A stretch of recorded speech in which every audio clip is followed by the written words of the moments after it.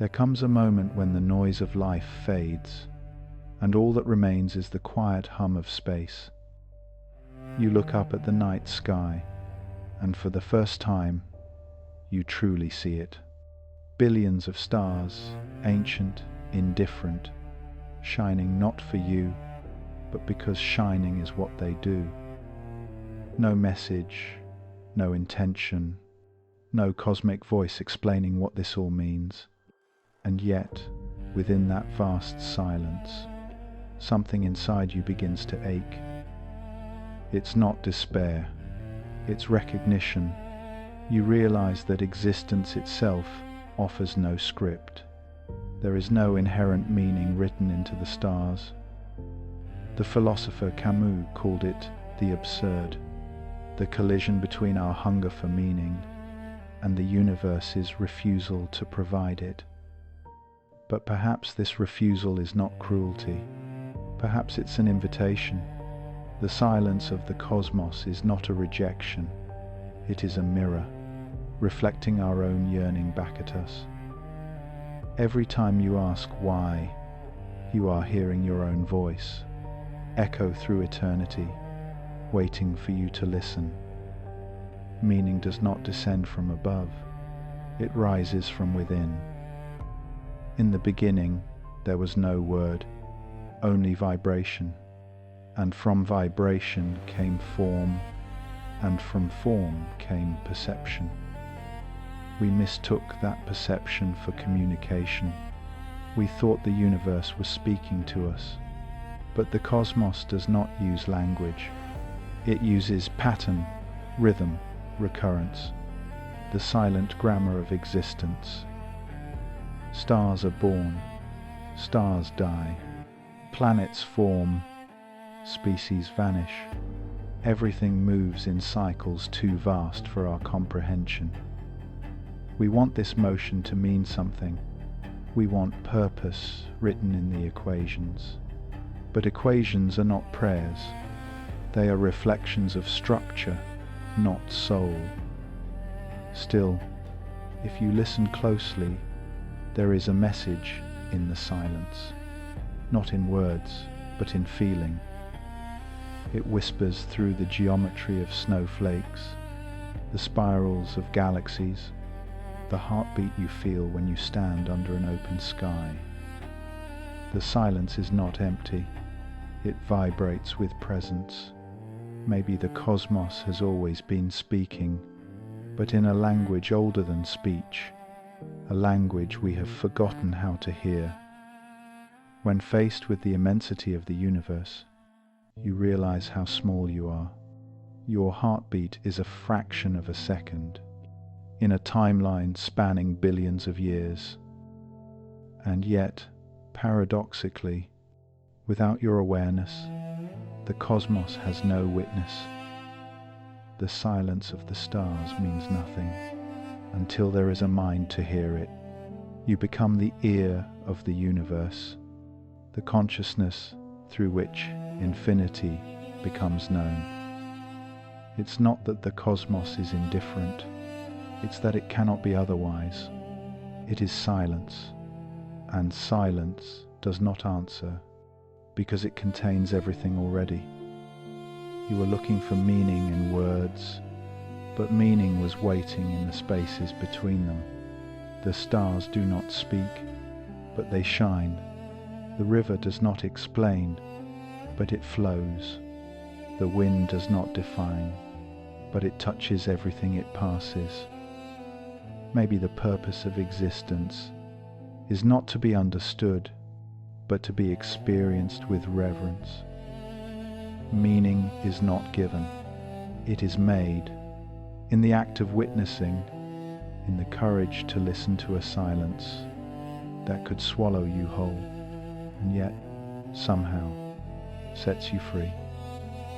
And in that moment, the silence of the cosmos ceases to feel cold. It becomes alive, as if the entire universe is breathing with you, in a dialogue made not of words, but of wonder. We wake each morning hungry, not for bread, but for direction.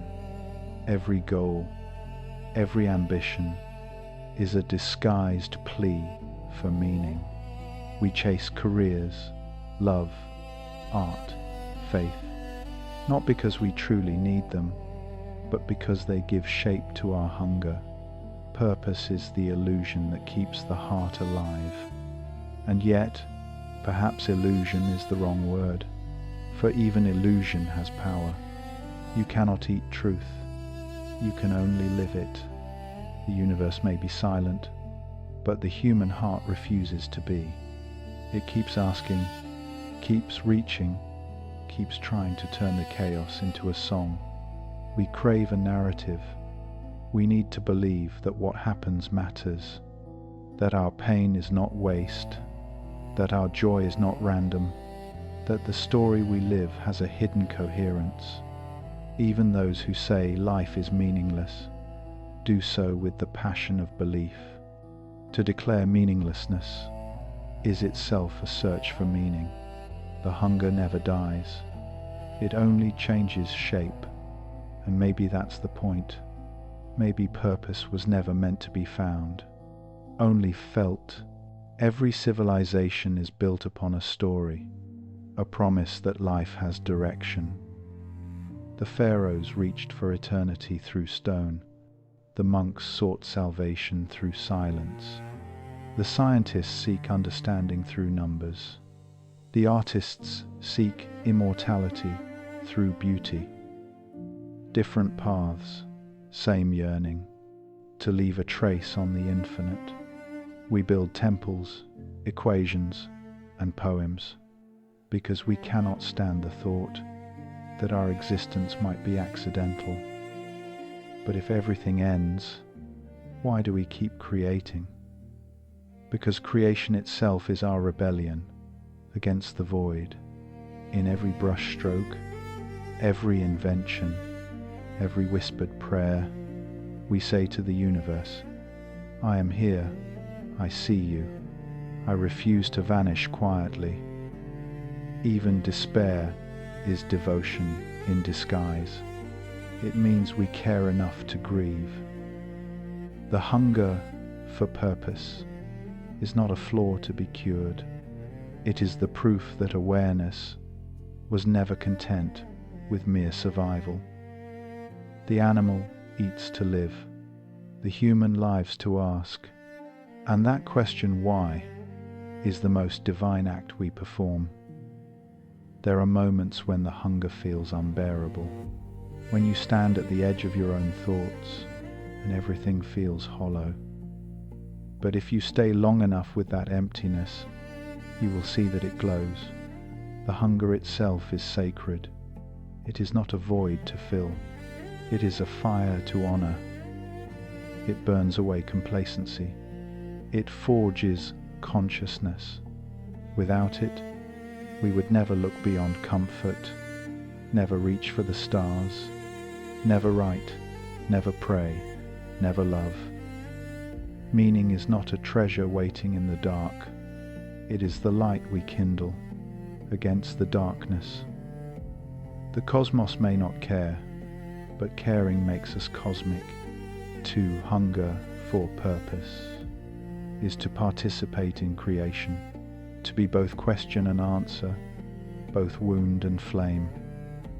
And when you finally stop trying to feed the hunger, when you simply allow it to burn, you realize it was never pain. It was passion, the fire of existence longing to know itself. You are not meant to escape the hunger. You are meant to become it. The purpose of life is not to find meaning, but to love the search itself. The human mind is an engineer of stories. It cannot bear the weight of the unknown, so it builds scaffolding, beliefs, rituals, ideologies, a framework sturdy enough to stand against chaos. At first, these frameworks are simple: fire, shelter, tribe, sky. Then they evolve into myths, gods, nations, and philosophies. Every civilization becomes a cathedral of thought. its walls made of words, its pillars carved from fear and hope. Meaning is its architecture, each stone a symbol, each symbol a promise. You are not lost. But the architect often forgets his own design. We begin to worship the blueprints. We call them truth. Yet truth was never a monument. It was a movement, an act of continual creation. The mind builds belief to protect itself. But the moment belief becomes absolute, it stops protecting and starts imprisoning. Every system of meaning contains within it the seed of its own collapse, because the cosmos it tries to explain is far larger than any explanation can hold. The machinery of meaning hums, and we mistake its rhythm for eternity. Language is the engine of meaning. It shapes what we can think and limits what we can know. Every word is a boundary, a way to slice the infinite into pieces small enough to hold. We name things to control them. We call it understanding. But the map is not the territory, and the word fire will never burn your hand. Still, we need words. Without them, the mind drowns in experience.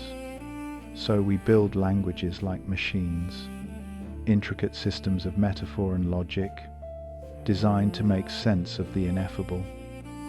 But words, like mirrors, only show us our own reflection. When we speak of God, we describe the limits of our imagination.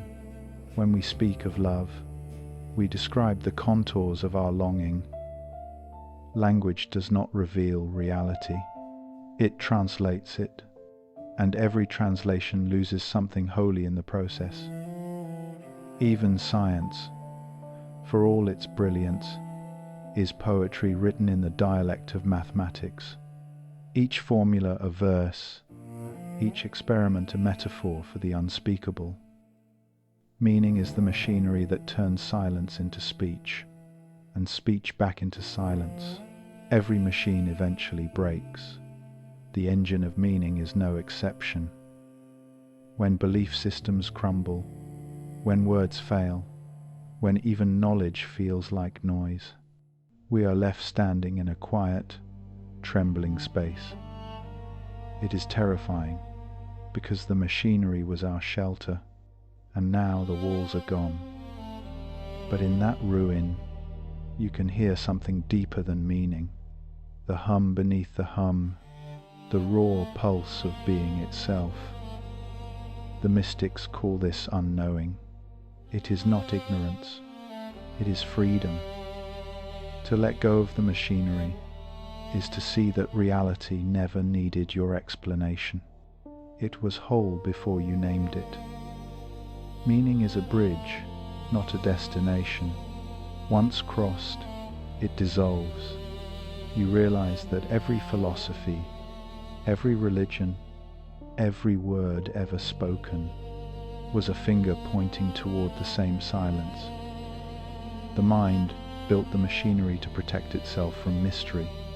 Now, the mystery opens its arms. You don't have to stop building meanings. You only need to remember they are made of air and wonder. The machine does not end. It transforms into art, into laughter, into love. And perhaps that was its purpose all along, to fail beautifully, so that we might finally listen to what cannot be said. Meaning was never the truth. It was the dance truth used to draw us closer. There comes a point in every seeker's journey when the map catches fire. You followed belief after belief, idea after idea, only to realize that every system was a reflection of the one holding it. Every philosophy promised an answer. Every answer led to another question. And one day you wake up and the compass no longer points anywhere. The North Star of your certainty has vanished. The sky itself feels blank. It's not depression, it's disillusionment, in the most literal sense, the loss of illusion. Meaning collapses not because life is cruel, but because life refuses to be simplified. You begin to see through everything, through success, faith, morality, even love. Each one reveals its machinery, its dependence on perspective.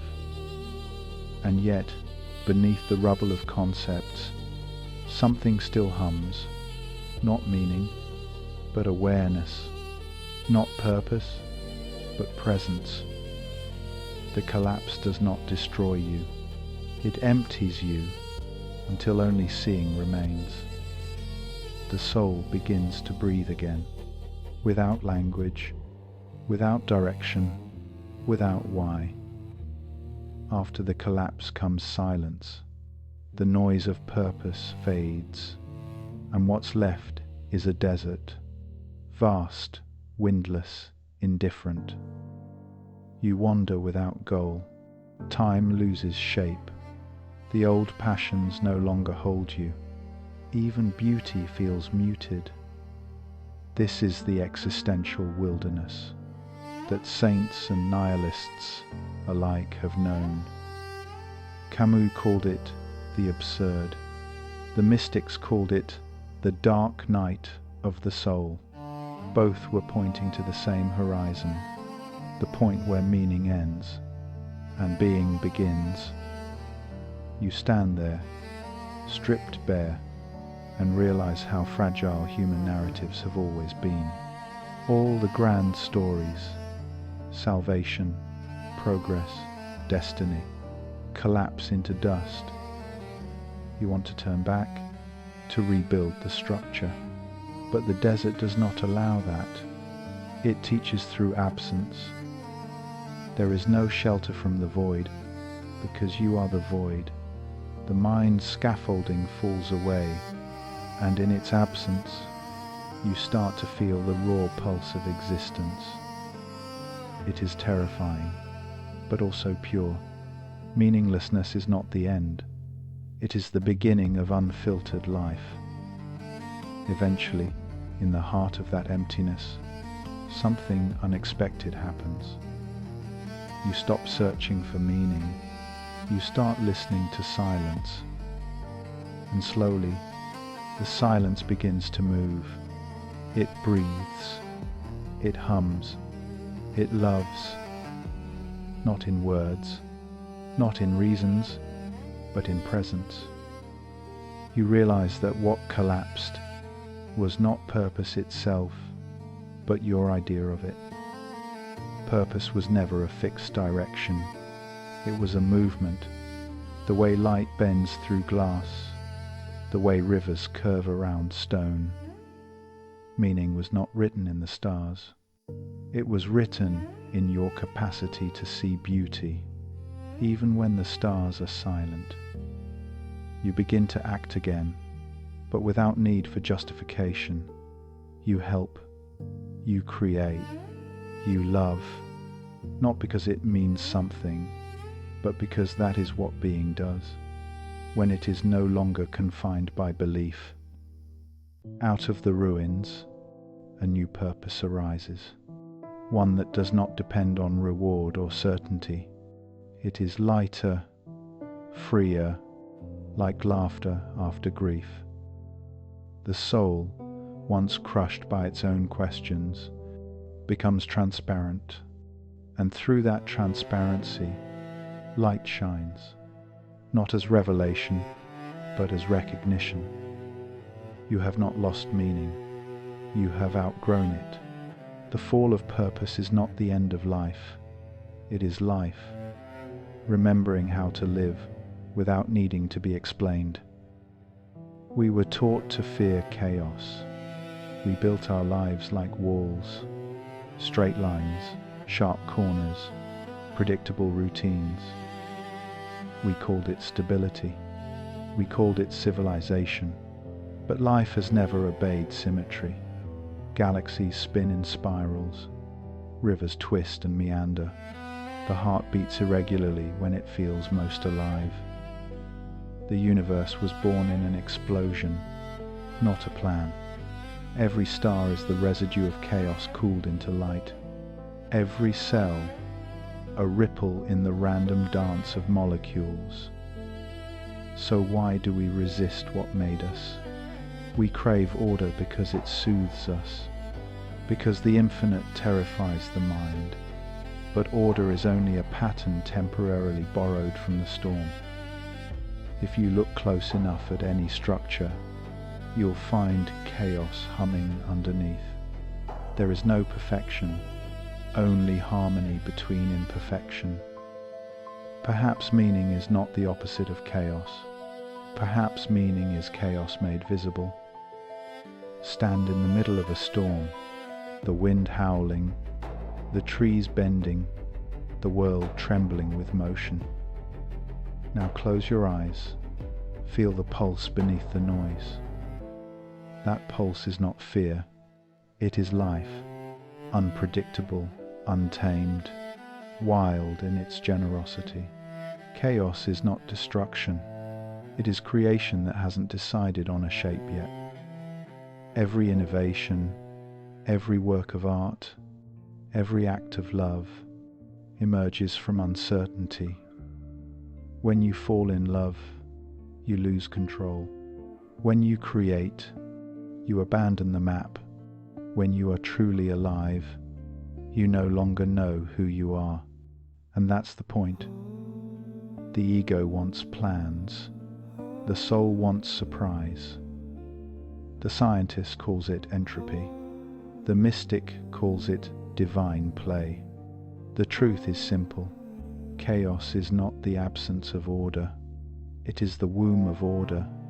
It births new forms, new ideas, new selves.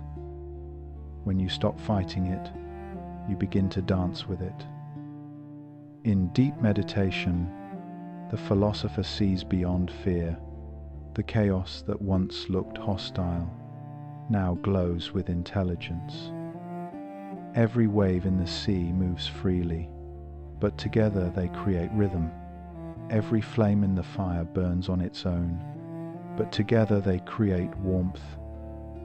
Order and chaos are not enemies. They are lovers. They chase each other across eternity, folding and unfolding, weaving existence like breath. Meaning is born from their union. Without chaos, life would be static. Without order, life would dissolve. And so the cosmos breathes, expanding, collapsing, forgetting, remembering, like a heartbeat that never stops. You begin to see the sacred geometry in disorder, the hidden symmetry behind every apparent accident. The missed train that led to love, the heartbreak that led to art, the failure that led to wisdom. What you once called random was only meaning too vast to fit your plans.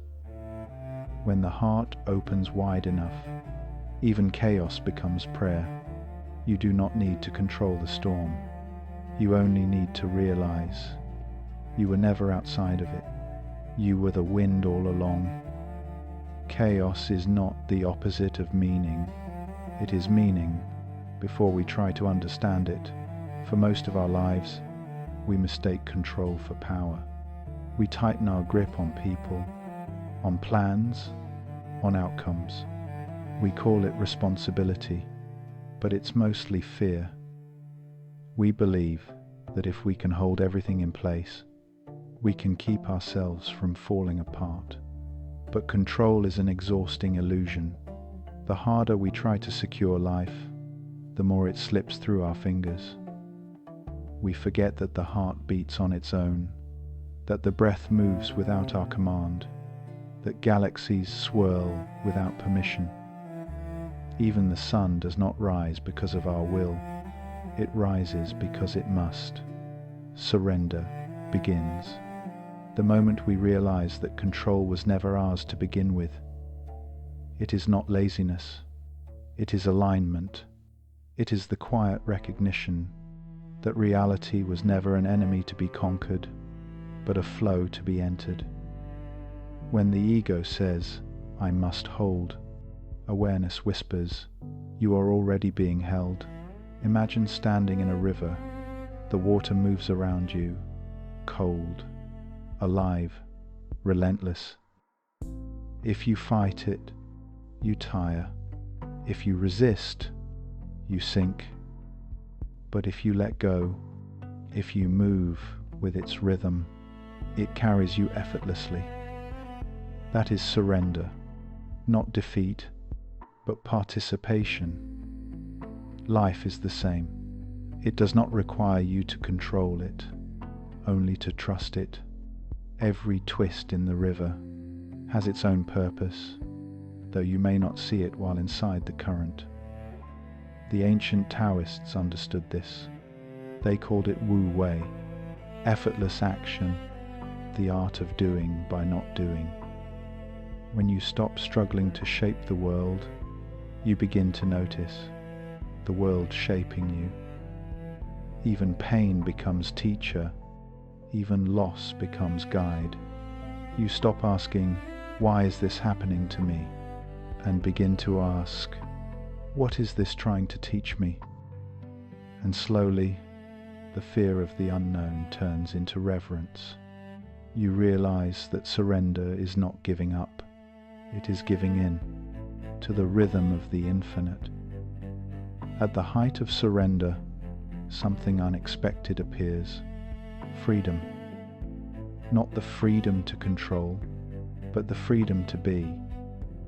When you release the need to decide how life should unfold, you discover the miracle that it was always unfolding perfectly.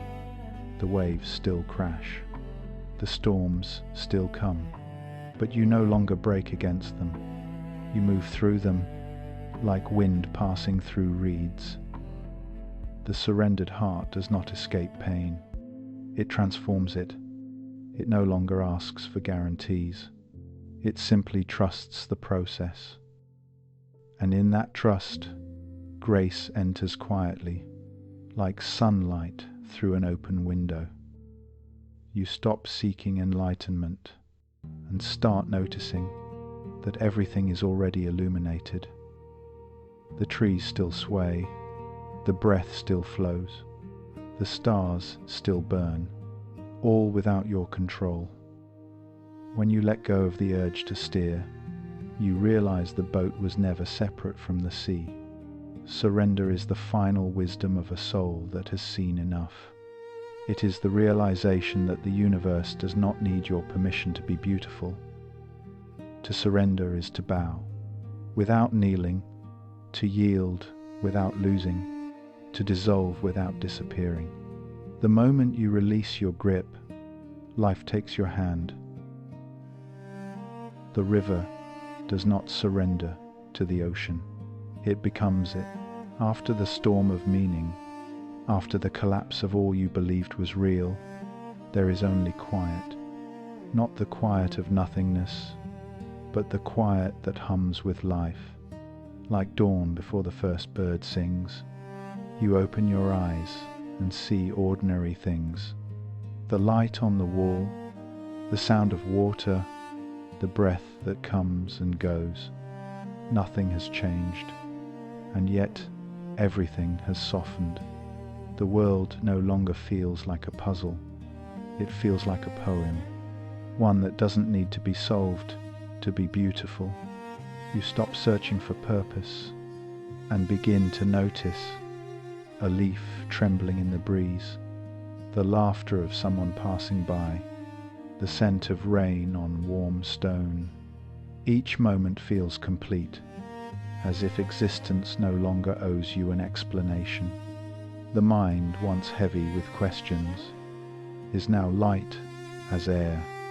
Perhaps this is enlightenment, not a grand revelation, but the simple relief of not needing one. We often think joy is the opposite of sorrow, but they are born from the same depth. To feel deeply is to live deeply. But when you no longer demand reasons for feeling, you begin to sense joy as a natural current beneath all things. Joy is not something you earn. It is the background music of being, always playing beneath the noise. You hear it in a child's voice. You see it in the way sunlight rests on broken glass. You feel it in the breath between thoughts. This joy is not excitement. It has no cause. It is not about pleasure or success. It is the quiet recognition, I am here, and that is enough. The lightness of being is not ignorance. It is wisdom without the burden of importance. You begin to laugh again, not because everything makes sense, but because it doesn't have to. The sacred and the mundane blur together. The divine hides in a cup of tea. The infinite fits perfectly inside a single sigh. Meaning no longer needs to be carried. It carries you. At last, you look back on the path that brought you here. The questions, the hunger, the collapse, the surrender, and you see how every step, even the painful ones, were necessary to bring you home. Home is not a place. It is the space of awareness itself, the place where everything belongs, because nothing needs to. You feel as if gravity itself has loosened. The soul becomes feather-light, untethered from the heaviness of why. You walk through the world, as though gliding through a dream, fully awake, yet unburdened by awakening. There is nothing to prove, nothing to defend, nothing to reach. You have discovered the secret the sages whispered, that the end of the path is not transcendence, but intimacy. You are not above the world, you are inside it, breathing with it, dancing with it, being it. And as the final illusion fades, you smile, not in triumph, but in tenderness, for even illusion, you realize, was part of the miracle. The cosmos continues, vast, silent, radiant, and you, weightless within it, continue with it. There is no longer you and it. There is only the stillness that moves, the light that listens, the being that simply is. When you stop seeking to become, you finally arrive, not somewhere new, but where you've always been.